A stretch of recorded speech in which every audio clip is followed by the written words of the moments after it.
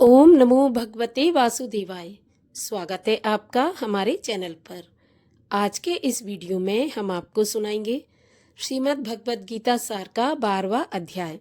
अभी तक हमारे चैनल पर 11वां अध्याय सुनाया जा चुका है, तो अगर आपने नहीं सुनी है तो चैनल पर जाकर संपूर्ण 11 अध्यायों की कथा सुन सकते हैं और आगे की कथाओं को सुनने के लिए चैनल को भी सब्सक्राइब कर लीजिए। आज की कथा अच्छी लगे तो लाइक करके शेयर कर दीजिए, साथ ही कमेंट में अपने विचार अवश्य लिखिए। तो चलिए अब हम रसपान करते हैं श्रीमद् भगवत गीता सार के 12वें अध्याय का। अर्जुन ने पूछा, इस प्रकार जो भक्त सदैव योग युक्त होकर आपकी उपासना करते हैं और जो व्यक्ति पर ब्रह्म को भजते हैं, इन दोनों में कौन सा श्रेष्ठ योगी है? तब श्री भगवान बोले, जो मेरे विषय में मन लगाकर श्रद्धा पूर्वक मुझको भजते हैं वे उत्तम योगी हैं, परंतु जो इंद्रियों को संयम करके सर्वत्र समदृष्टि रखने वाले, सब प्राणियों के हित में लगे हुए, अकथनीय, अव्यक्त, सर्वव्यापी, अचिंतनी, निर्विकार, अचल ध्रुव अक्षर का भजन करते हैं, वे भी मुझे ही प्राप्त होते हैं। अव्यक्त में जिनका चित्त आसक्त है वे कष्ट अधिक पाते हैं, क्योंकि अव्यक्त गति को प्राणी कष्ट से पाते हैं। हे पार्थ, जो प्राणी अपने सब कर्मों को अर्पण करके मेरी शरण में आकर अनन्य भक्ति से मेरा ध्यान करते और पूजते हैं, उन शरण में आए हुए भक्तों का मैं थोड़े समय में ही मृत्यु युक्त संसार से उद्धार कर देता हूँ। मुझ में ही मन रखो, मुझ में ही बुद्धि रखो, तब तुम मुझ ही में निवास करोगे, इसमें कुछ भी संदेह नहीं है। हे धनंजय, यदि इस प्रकार तुम मुझ में अपने चित्त को लगाने से समर्थ ना हो तो अभ्यास योग द्वारा हमारे पाने के लिए बारंबार प्रयत्न करो। यदि अभ्यास भी न कर सको तो मेरे उद्देश्य से व्रत आदि करो।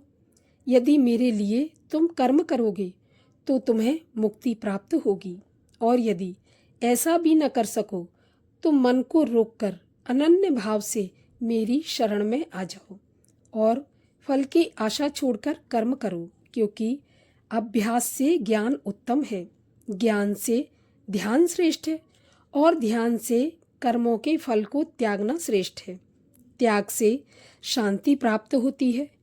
जो किसी से द्वेष नहीं करता, सबका मित्र है, दयाधारी है, ममता और अहंकार जिसमें नहीं है, सुख दुख को जो समान जानता है, क्षमावान है, संतोषी है, स्थिर चित्त, इंद्रियों को वश में रखता है, दृढ़ निश्चयवान है, मुझ में अपना मन और बुद्धि लगाए हुए है, ऐसा मेरा भक्त मुझको प्रिय है, जिसे न लोगों का भय है न लोगों से जो डरता है।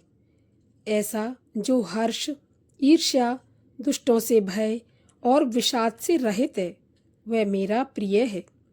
जो कुछ मिले उसी में संतुष्ट, पवित्र, निष्पक्ष, निष्पाप, दुख रहित, फल की आशा त्याग कर कर्म करने वाला, ऐसा जो मेरा भक्त है वो मुझे प्रिय है। जो लाभ से प्रसन्न ना हो, किसी से द्वेष ना करे, इष्ट पदार्थ के नष्ट होने से दुखी ना हो, किसी वस्तु की इच्छा ना करे, शुभ तथा अशुभ दोनों का त्यागी हो, वह भक्त मेरा परम प्रिय है। जिसको शत्रु और मित्र, मान और अपमान, सर्दी और गर्मी, सुख और दुख समान हैं, और जो वासना से रहित है, जो निंदा और स्तुति को समान जानता है, जितना मिले उसी पर संतोषी, जो यह नहीं समझता कि यह मेरा घर है, जो मेहमान है, यह मेरा प्यारा है, पर जो मुझ में श्रद्धा करके और मुझे मानकर इस अमृत के समान कल्याणकारक धर्म का आचरण करके मेरे उपदेश अनुसार चलते हैं, वे मुझे अत्यंत प्रिय हैं। इस प्रकार 12वें अध्याय की कथा का समापन होता है और अब सुनते हैं 12वें अध्याय का महात्मा। श्रीमद् भगवत गीता के 12वें अध्याय का महात्म सुनाते हुए भगवान श्री हरि विष्णु माता लक्ष्मी से कहते हैं, हे लक्ष्मी, अब 12वें अध्याय का महात्म सुनिए। दक्षिण देश में सुखानंद नाम का एक राजा रहता था। उसके राज्य में एक मंदिर में एक ब्राह्मण भगवान नारायण की सेवा किया करता था।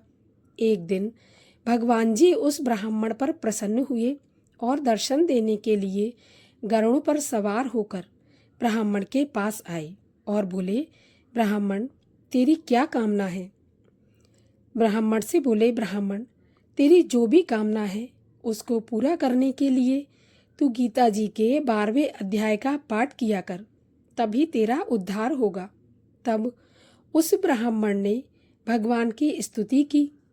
भगवान श्री नारायण जी ने ब्राह्मण से कहा कि हे पंडित, आज से तू इस नगरी का राज्य करेगा, तुझे इस नगरी का राज्य दिया।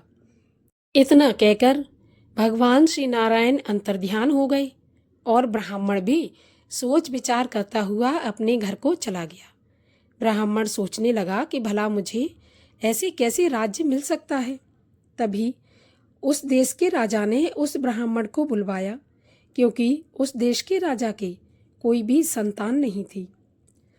उसने ब्राह्मण को बुलाकर अपना राज्य उस ब्राह्मण को सौंप दिया और स्वयं तप करने के लिए जंगल में चला गया। जंगल में एकदम विरक्त होकर रहा और ब्राह्मण राज्य करने लगा। तब श्री नारायण जी कहते हैं, हे लक्ष्मी, यह गीता जी के 12वें अध्याय का प्रताप था, जो उस ब्राह्मण को राज्य मिला और उस ब्राह्मण की मनोकामना पूरी हुई। और इस महात्मा को आज मैंने तुमसे कहा है और तुमने सुना है। इसी के साथ 12वें अध्याय का महात्मा भी यहीं पर समाप्त होता है। आगे की कथाएं सुनने के लिए और हमसे जुड़े रहने के लिए हमारे चैनल को सब्सक्राइब अवश्य करिए। साथ ही कमेंट में अपने विचार भी अवश्य लिखिए।